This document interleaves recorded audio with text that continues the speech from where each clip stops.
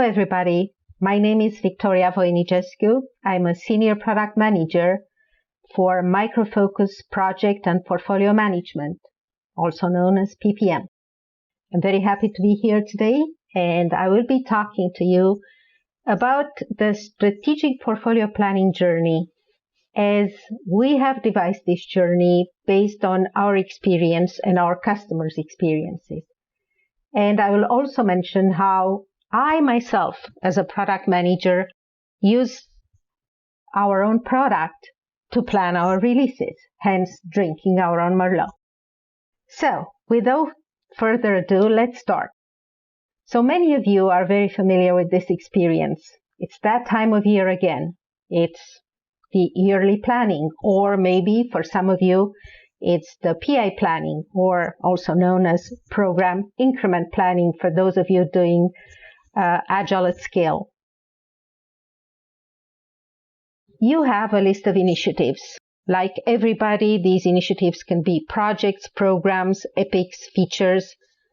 You have a good idea of their priorities and you rank them accordingly, just like you see here. This is the what-if scenario in PPM. But the question is, can you deliver all of them? Well, you kind of know how much budget is available. You have effort estimations, and you know your available resources or the team's capacity. So the next thing to do is to create a few scenarios. You just decide which initiatives are above the line, just like in this picture. You have them ranked by priority. You know the total score for these initiatives, when they start, when they should end. So, starting with this content for the planning exercise, what-if scenarios will help you settle on this list of initiatives with all of these attributes, and then with the predicted cost and benefits, and proceed from here. But is this all there is? Now that you chose the content, the next question is, do you have enough budget, resources, and the needed skills available to deliver them? What if you go back to the content and change priorities and move the red line, but still ensure that the initiatives that are a must will be delivered? The aim is that finally to turn that red line that you see at the top into green, which means that you have sufficient budget, in this case, to deliver on all of your initiatives. But what if you change the timelines? Maybe you don't have sufficient resources, hence the red line that you see at the top in this screenshot. The little scissors there tell you that you can cut an initiative, move it along the timeline, deliver it in 2 different stages, and this way maybe you'll get the much desired green. You can play with what-if analysis, and you can generate a few or a dozen or even more scenarios. You can even use a roadmap automation engine to help you out. And once all the stakeholders agree, you can choose the one scenario that everybody likes and you are ready to go and start the implementation. Or are you? Because the reality is that this is not the best you can do.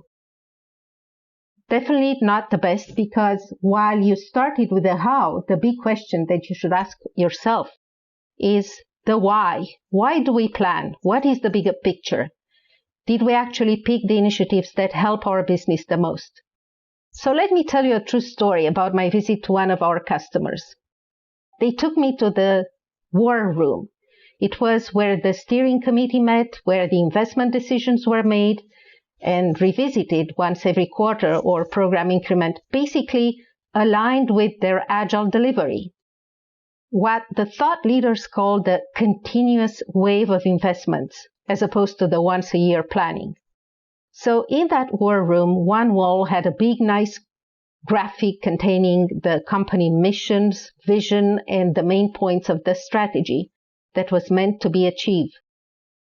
The other 3 walls had hundreds of sticky notes, one for each initiative that the team submitted for budget approval.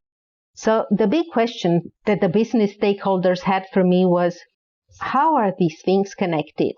How can we make informed decisions? So there is a big shift happening in the PMO world today from doing things right to doing the right things. Why is that? Because in today's world, the winners are those with a razor-sharp focus on investing in initiatives that give them the competitive advantage. And that focus has to start from the top. The shift was triggered by organizations embracing agile planning and delivery methods. In this new world, the bottom-up, budget-based project planning, where initiatives are born at the department level, is not going to cut it any longer because it enforces silos that impede the true business agility. In this world, the self-organizing agile teams took on the responsibility of doing things right, what you see here at the bottom of the pyramid, and they use an agile project management tool for that.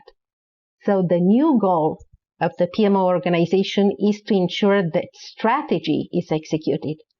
Planning is not just making sure that we have the budget and the resources to deliver our initiatives. It becomes strategic planning, which translates business strategy into deliverables. It's making sure we do the right things. So, portfolios are at the core of strategic planning. A portfolio is not just a collection of initiatives born within and delivered by a business department. A portfolio is the means by which the ePMO makes sure that strategy is executed. Like the thought leaders tell us, a group of product, services, and businesses units that allows a company to pursue its strategic goal is what is a business portfolio. We also know, for those of you familiar with SAFe, that the differentiated business objectives that connect a portfolio to the strategy of the enterprise are the strategic themes. They influence the portfolio strategy and provide business context for the portfolio decision-making. The reason that I'm bringing up these two concepts is that they are core components of what we call strategic portfolio planning.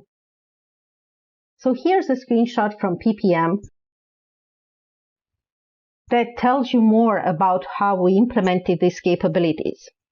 The strategic portfolio planning and optimization is a discipline that can be applied regardless of the portfolio content. An organization can have multiple portfolio organized in the hierarchical structure, like you see here on the left. The portfolio can be composed of objects like sub-portfolios, programs, projects, proposals, assets that reflect the way that the organization operates.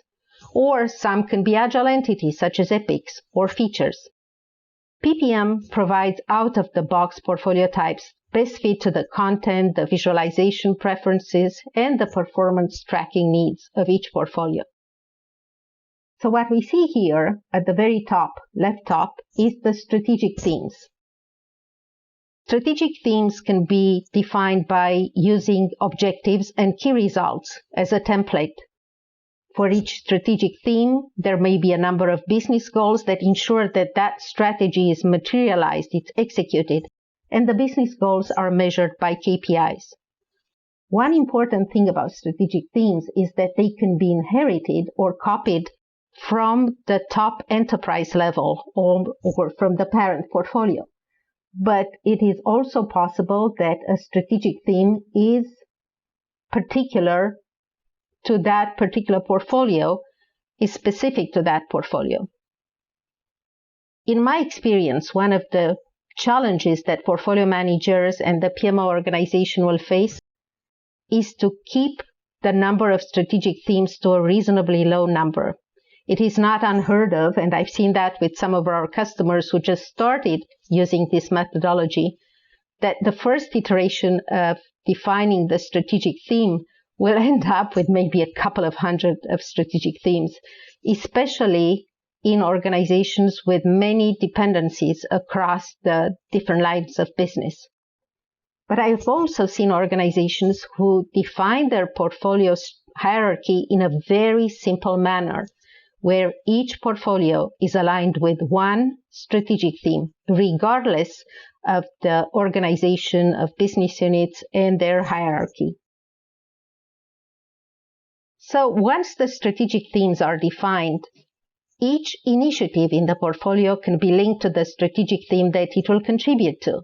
This is extremely important because it makes it possible to include alignment with the company's strategy in the planning exercise. Now, going back to planning with the help of what-if scenarios analysis, it's good that the scenario we chose before is aligned with the constraints of budget and resources.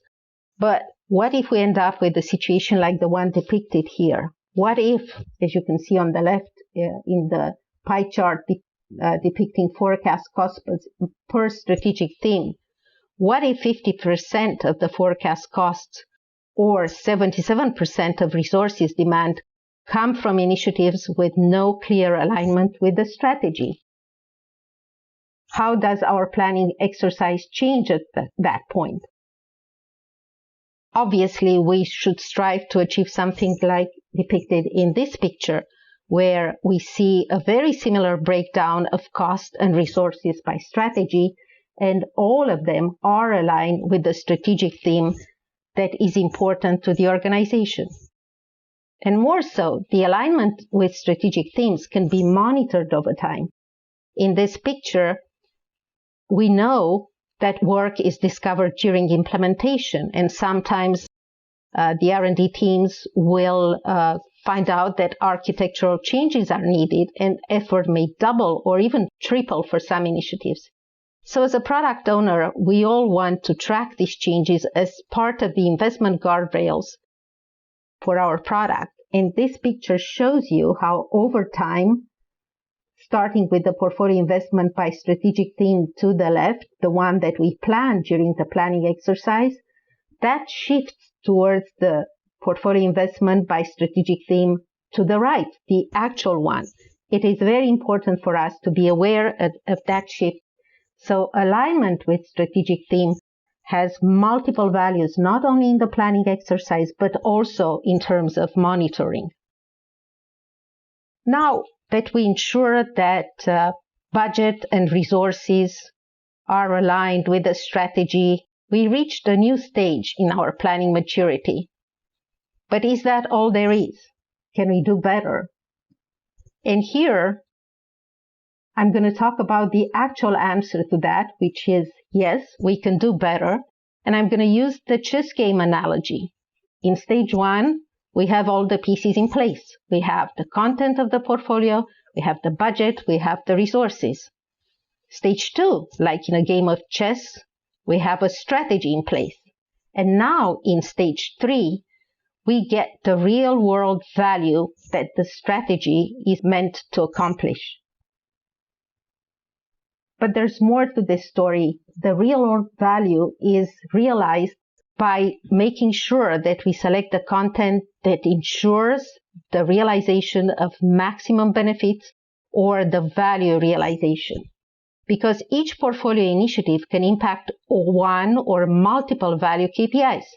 We can monitor or track these value KPIs, and in the planning phase, the what-if forecast aggregates the impact of these initiatives contributed to the same common KPI, allowing stakeholders to select the right content. Like in this example that I'm sharing with you here, the KPI, as you can see up left, is called support revenue rate. We see that there are 3 initiatives contributing to it, each of them represented by a different color, and we see the aggregated value that these initiatives provide together. So if we want to deliver maximum portfolio value, we need to pick those initiatives that provide the best outcome. Or, like in this other example, you can see the KPI tracking down.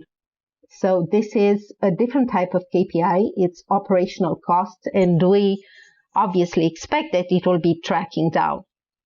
There are 5 initiatives that contribute to this KPI, like you see in the mouse over. And the aggregated outcome is what will determine if we choose these initiatives as part of our planning or we choose others. Again, it's everything based on the outcomes, the benefits, the value, and ultimately the competitive advantage, which is represented by this forecast aggregated KPI. And it's very important to do our planning exercise with these things in mind. So if we are to summarize, strategic portfolio management as a discipline is a journey or an aspiration. And it is like that for many of our customers.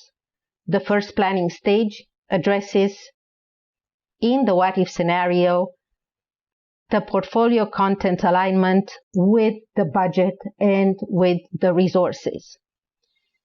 The next level of maturity is to optimize the overall portfolio content for alignment with the organization's strategy by capturing the strategic themes and ensuring that each portfolio initiative is linked to a strategic theme, then exposing the alignment of forecast, cost, and resource demand with the strategic themes.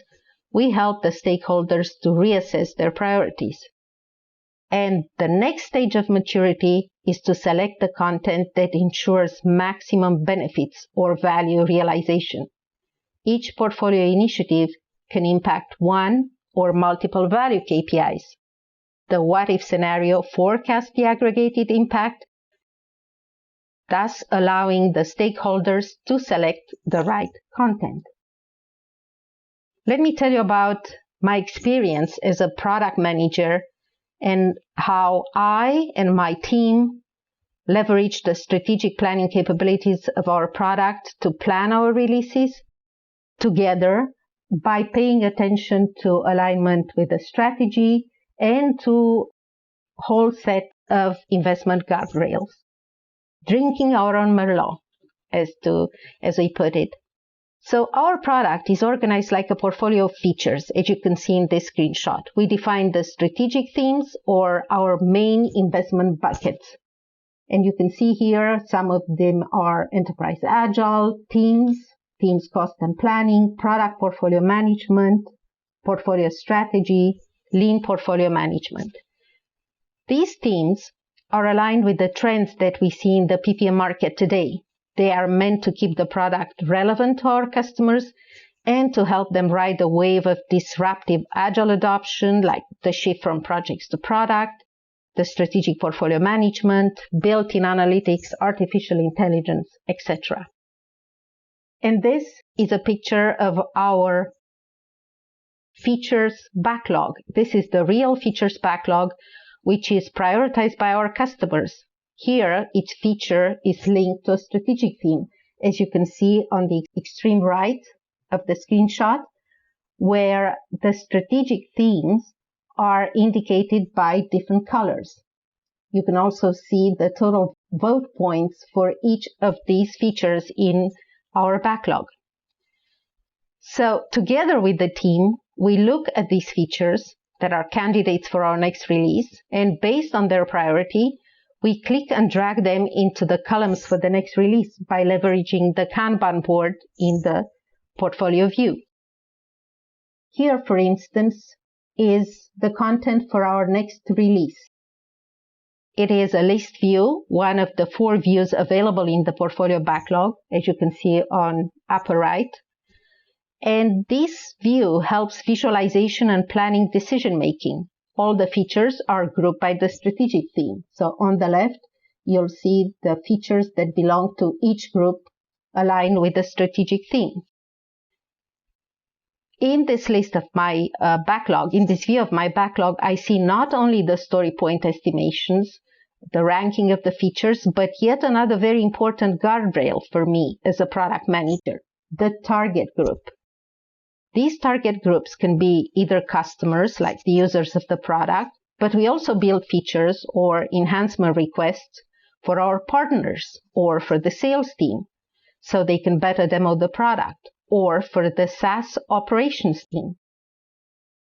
These guardrails are very important in my decision making together with the team. Here's another example, another view in the portfolio of features, and this is the roadmap view. It also shows all the features on a timeline, color-coded by the strategic theme that they're aligned with. Each color in this view represents one strategic theme. So you can see right away that these features are part of big portfolio epics, such as strategic portfolio management in this case, represented in pink. And this portfolio epic is spanning multiple quarterly releases. In each release, we have multiple features aligned with this strategic theme that are being part of that large portfolio epic. Many organizations are also interested in breakdown by investment guardrails. For our product, we defined 4 guardrails, as you can see in this screenshot. They are new features, architectural enablers, customer enhancement requests, and KTLO, or keeping the lights on. In other words, bug fixing. An important goal for me as a product manager is to ensure that for each release, about 50% of the team's effort is geared towards implementing new features so that the product stays competitive in the market. Many IT organizations have the same goal, to increase their investment in new applications and better manage the effort spent in maintaining the old ones. On the right, you see that we have an investment trend by guardrails, portlet or wizard or chart. It also helps me monitor the investment into the realization of new features compared with the other guardrails. And here's a view of the investment breakdown by strategic theme. So you can tell right away, for instance, for release 966, I see that a lot of my investment was in teams management or teams cost and planning.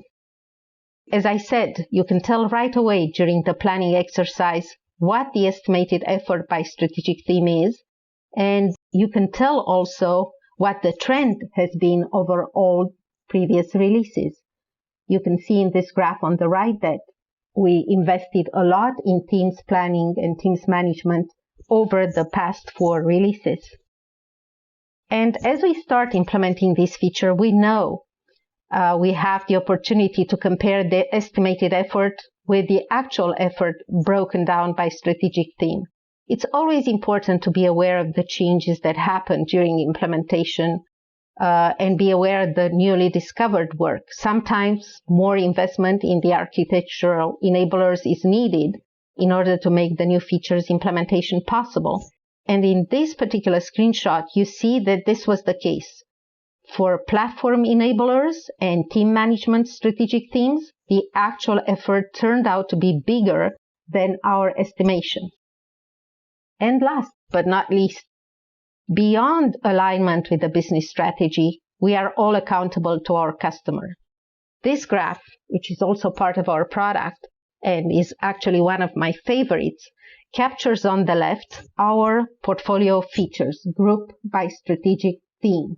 So each color there represents one of the strategic themes or investment buckets for the product. Each strategic theme is represented by a color, as you may remember from the previous screenshots. So the graph shows the flow of features into deliverables. On the right, you have a list of releases. This is a very interactive graph, and I wish I could show you this graph in action, because by mousing over it, you are presented with a list of features aligned with a specific strategic theme that we delivered in each release on the right side. So this graph, together with our roadmap, are available to all of our customers in the PPM beta instance. And it says to them, we listen to you, and this shows our commitment to your prioritization.